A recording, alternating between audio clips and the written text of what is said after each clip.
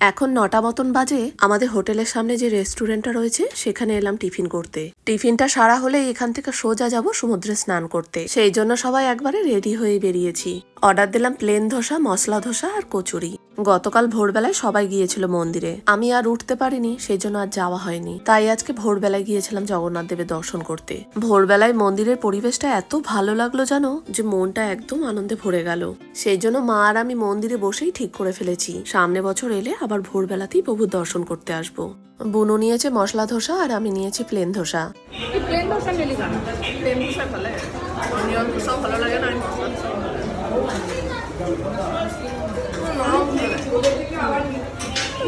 আলু গাছ গাছ খালি টিফিন করার পর চলে এলাম সমুদ্রের ধারে। এখনই এত রোদের টেম্পার, একদম বালিতে দাঁড়িয়ে থাকা যাচ্ছে না। এই দেখো ওই ছাতা আছে, ওই যে ওই দুটো ছাতা ওইখানটায় চলো, ওই জায়গাটা ফাঁকা আছে, সামনাসামনি ভিড় হবে।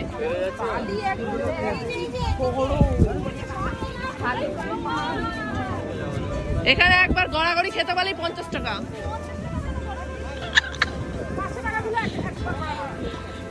একবার না, তাহলে 500 টাকা দিয়ে বালিতে চাপা দিয়ে দেবো, 500 টাকা দিলে।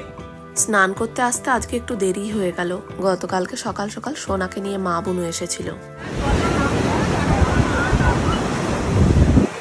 জলটা একবার দেখো কি পরিষ্কার, কিন্তু খুব একটা যেন ঢেউ নেই।